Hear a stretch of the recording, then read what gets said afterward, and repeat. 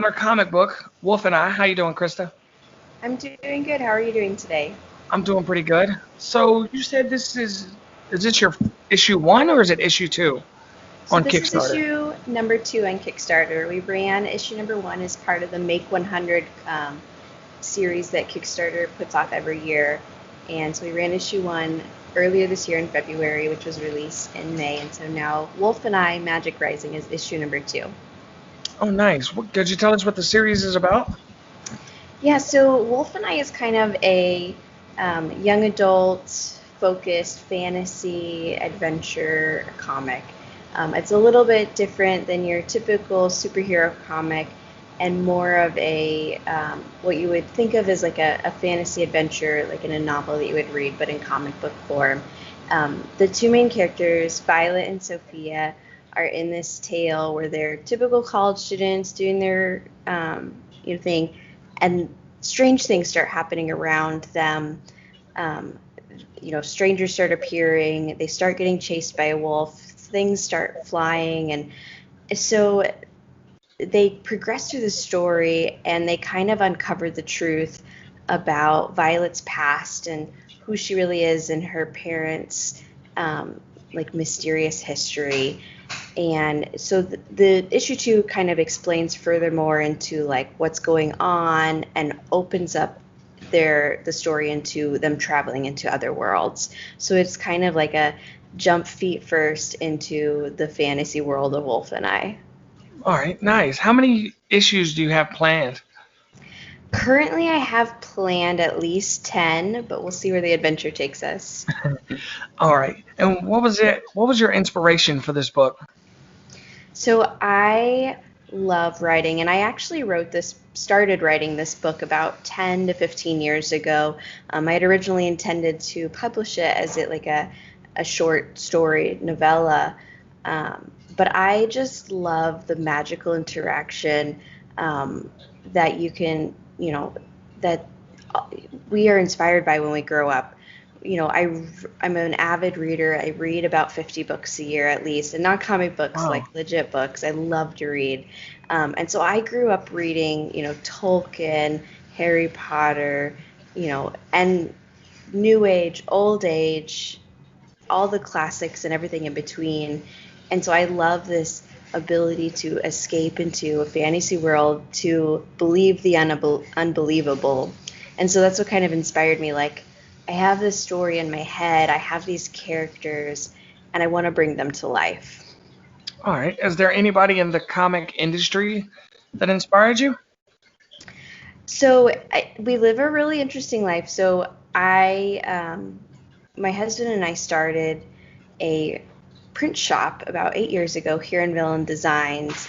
Back when I was just a little indie artist selling a few original arts and some fan arts at Comic-Con. We had kind of delved into the comic industry. And so we have met creators from little indie comic creators all the way up to, Rob Liefeld. And so the Wow. variety of people that have inspired us, that we have looked up to, that have become friends with us as we've developed and grown our print business, really have helped nurture my love and have kind of changed my viewpoint of maybe this story shouldn't be just a book. Maybe we should bring it to life in comic book form as we see more and more kids turning towards reading comics and adults toward, continuing to their love of comics.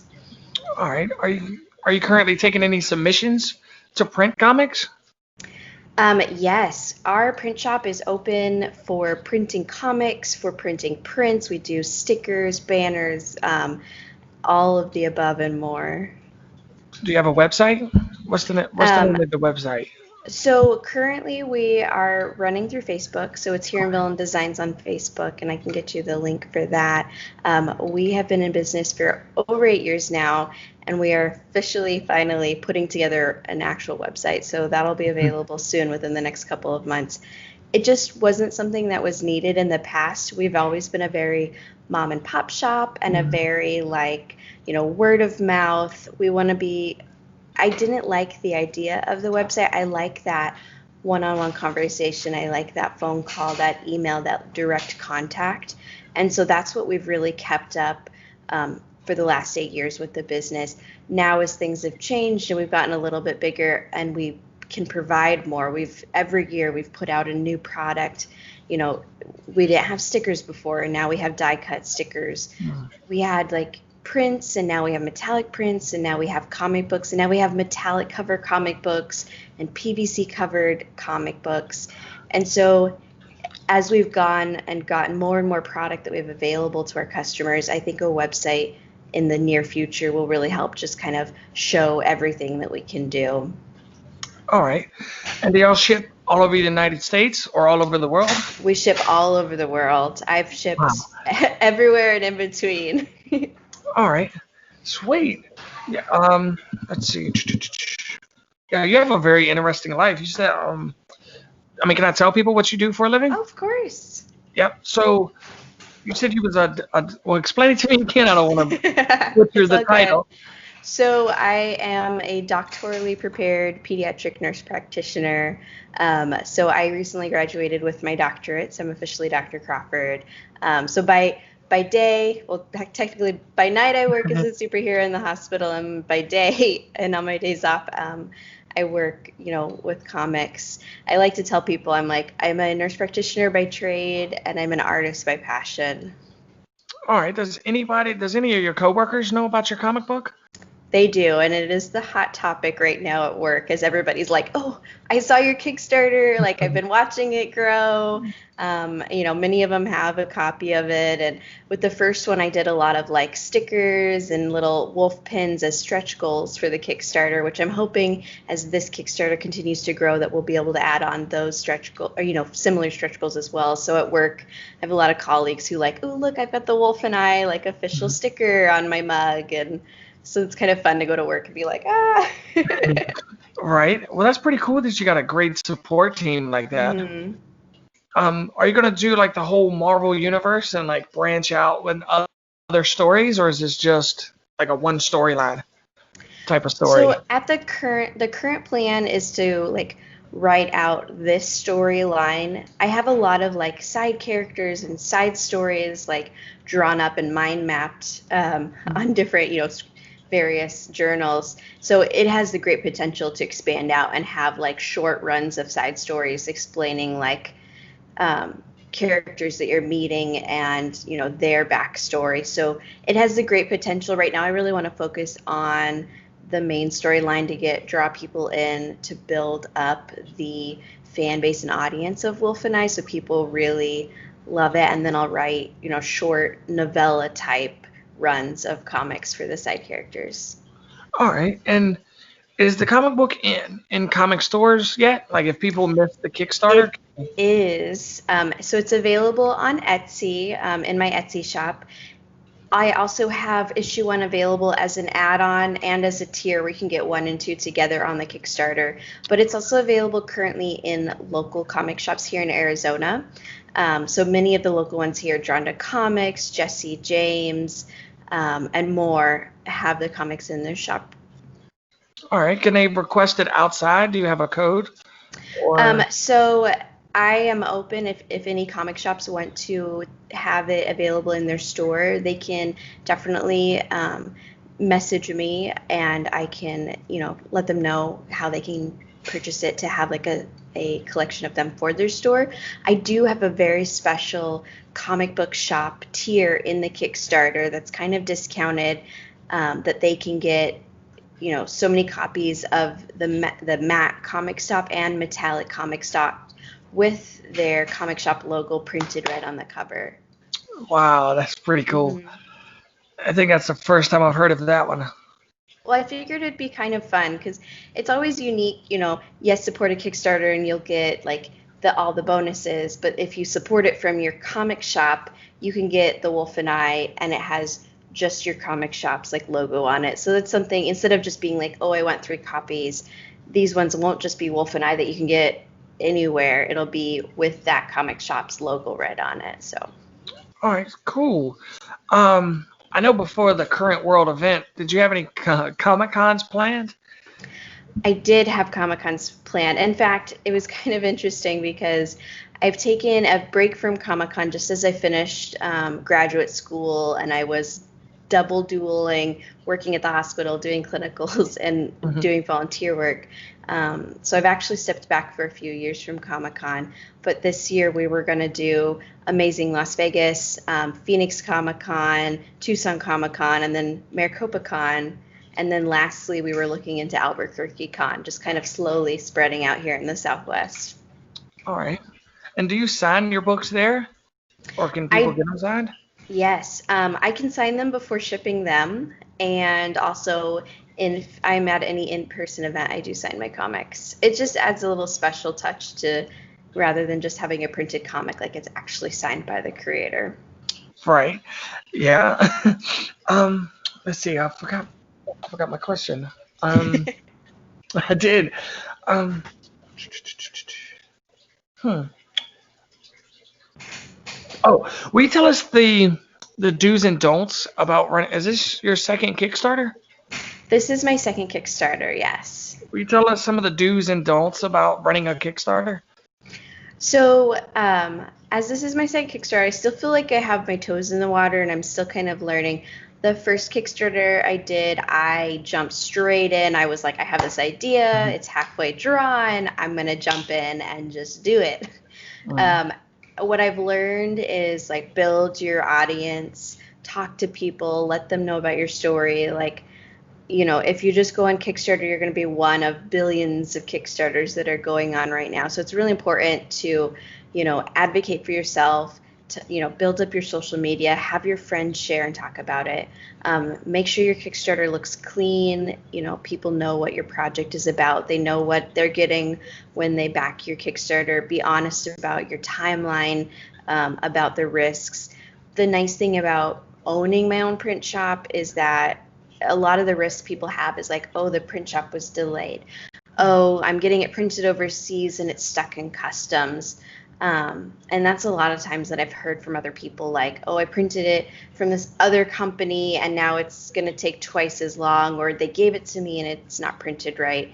And so I kind of have that, guaranteed printing in a local shop. You're literally local.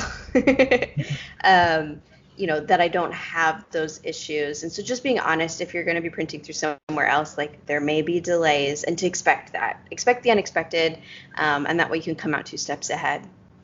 All right, great. Um, hmm. Let's see. Are you gonna do Kickstarters for every book?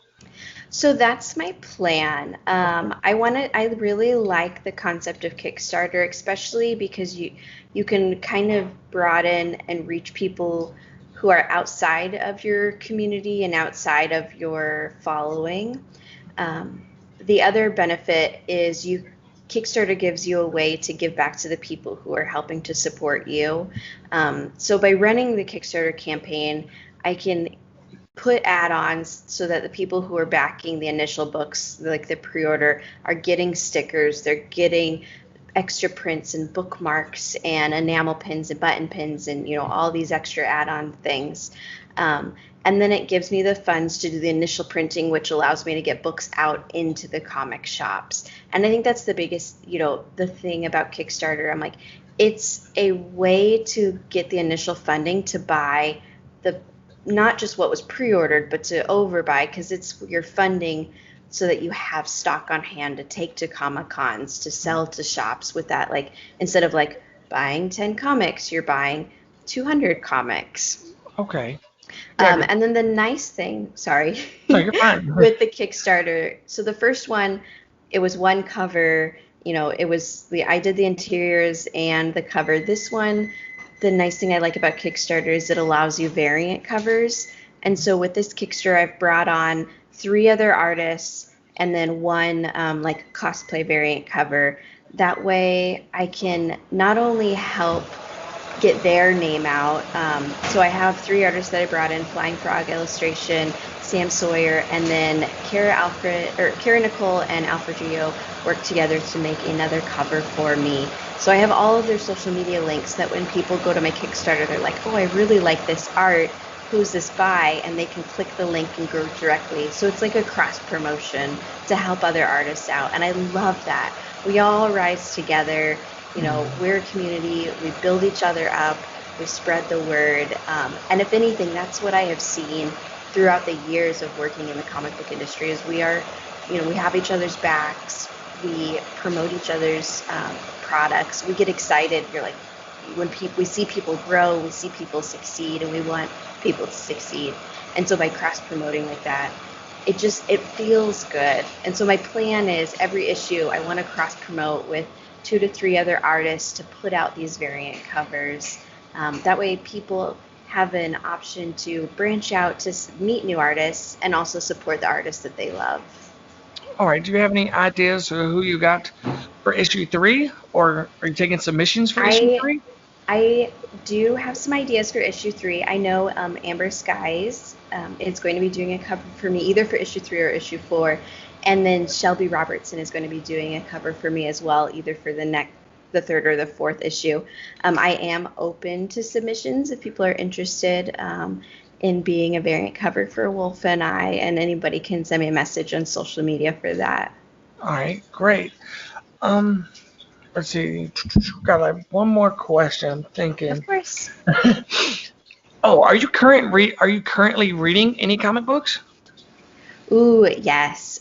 So I love to support local, so I've been reading a lot of indie comic books, and I'm actually following a decent amount of comic books on Kickstarter that I'm backing, that I'm super excited to actually get in the mail here. So one of the ones that I've read recently is actually Fire Bitch by Kara Nicole, and so I'm looking forward to her new book coming out, which I believe is releasing at the end of the month on Kickstarter, or going live at the end of the month on Kickstarter.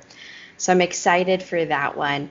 And then one that just finished is Tales from Nocturnia. So I'm super excited about that one too. And then lastly is there's a book that's out that's really interesting. It's a teddy bear tale, which sounds very childish, and the artwork is really interesting. But it's kind of as a mom myself, it's kind of an introductory, a ragtag band of cuddly toys that are adventuring to rescue their child's soul from the clutches of the boogeyman. So that's one that we're kind of reading together. Nice.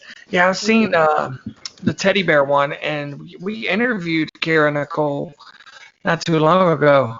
Oh, sweet.